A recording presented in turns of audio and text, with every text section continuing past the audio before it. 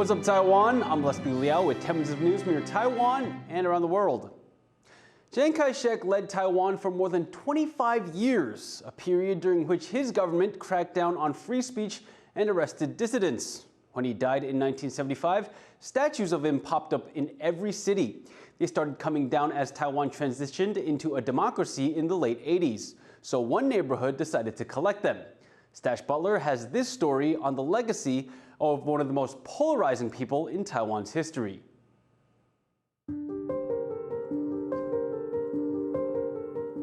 Statues of a proud old man, or painful reminders of a country's brutal history.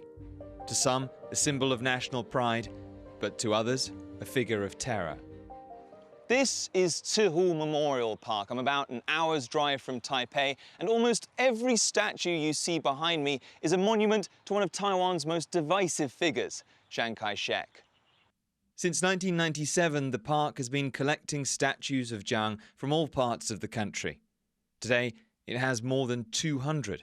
Park tour guide Chen Yuzi says she's proud of what they've achieved. 这大概不只是全台湾，大概是全世界唯一有这样子的一个公园吧。To Chen, coming here is a way to remember a giant of Taiwan's past. 我真的觉得真的很棒哈，把这些曾经我们历史我们的印象当中的领袖人物啦，啊，就把它带回来这里，就也蛮有一些历史的意义。But Chen's opinions are not shared by everyone. Statues like these are more than just relics from history. To many, they show a man who symbolizes the very darkest moments of Taiwan's past.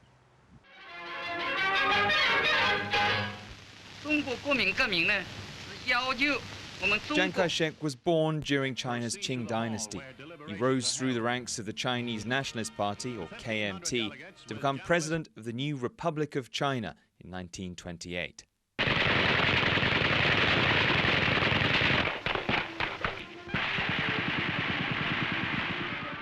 After the ROC and the other allies defeated Japan in the Second World War, the ROC government took control of Taiwan.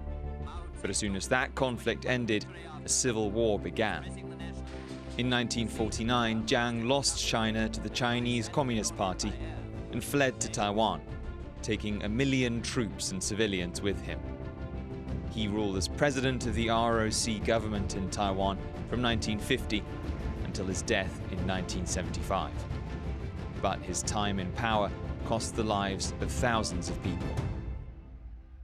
我想非常多台湾人会记得是228事件，我想那是一个时代的悲剧。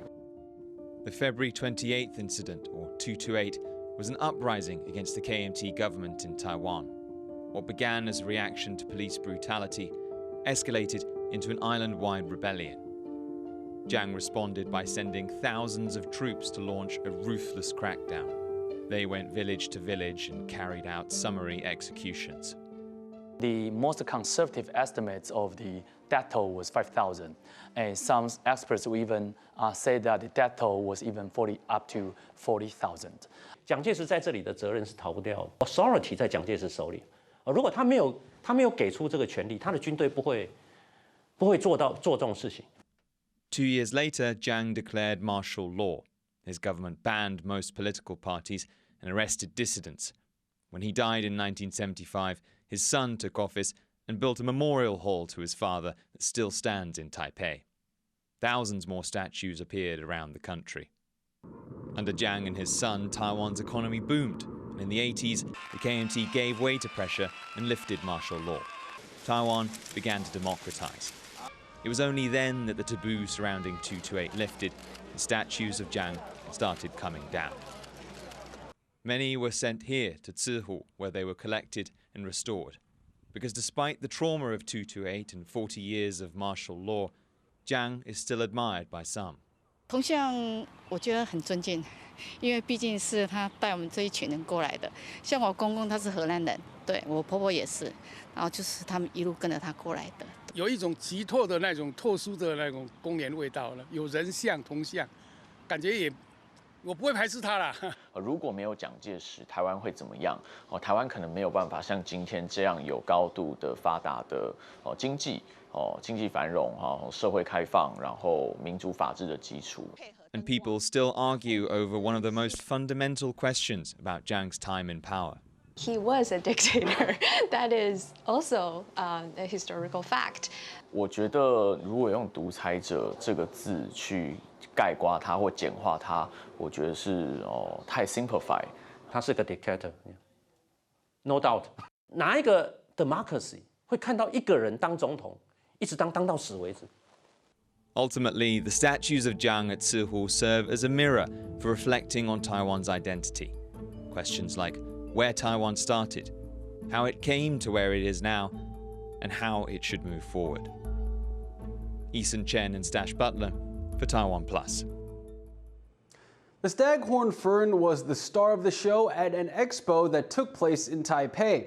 This plant may not be a household name, but as John Van Trieste reports, collectors will spend big money to get rare specimens. Taiwan's green thumbs have fallen in love with this plant, the staghorn fern. The rarest of them can cost as much as a sports car. The craze took off during the COVID-19 pandemic, when people stuck at home turned to keeping houseplants. Sales in Taiwan skyrocketed to over $30 million in 2021, 10 times what they had been before. The plants have become such a hit that Taiwan has just held its first ever expo devoted to them in Taipei. But what's the appeal? 那是因为现在阳台族的趋势，因为像我们台湾，然后日本，空间没有那么大，然后大家想要种鹿角蕨，他们觉得大型品种的可能会太占空间。There were bargains to be had, and some vendors say prices for certain varieties dropped by half. Still, these plants aren't cheap. 然后这两株，刚好在特价，所以两株1000，一株1500，然后现在就是优惠1200，然后刚刚是清仓大拍卖1000块。And that's on the lower end. One prized variety of climbing plant called variegated Rhaphidophora has been known to sell for close to $10,000 for a single leaf. And the biggest deal of the expo was for a single specimen of a rare staghorn fern variety that fetched almost $200,000. The breeders of these plants have struck gold. Alex Chen and John Van Trieste for TaiwanPlus. Taiwanese scientists have taken inspiration from nature to create improved drone technology. These drones use algorithms based on the nervous systems of fruit flies to avoid crashing into objects. Sam Robbins has more. This might look like a normal drone, but the technology used to fly it is unique. Scientists at Taiwan's National Tsinghua University have unveiled a new chip for drones like this one. They say it allows the devices to detect objects and avoid crashes. The technology is based on bug brains, and it might help drones flee from trouble. 这么小的果蝇也好，蚊子也好，事实上它们的飞行都非常的顺利。好，那你也很难看到果蝇没事会撞到墙上面去，所以它的避障肯定是非常值得我们学习的。This is a model of a fruit fly's brain. The red parts send visual information to the center where it's processed. This creates an image like the one on the right here. For a bug, things aren't always so clear. But the scientists say that even such low-resolution views can provide crucial insights. 比较远的物体动得比较慢，近的物体动得比较快。所以说，像果蝇这种，他们就是看视野中哪些地方动得特别快，那个就是对它比较近。所以我们的演算法基本上也是依照这个原理。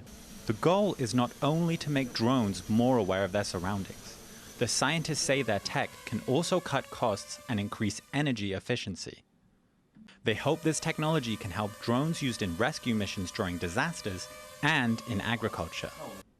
It's a reminder that these bugs are worth a second look. They might just hold the key to a future technological breakthrough. Eason Chen and Sam Robbins for TaiwanPlus.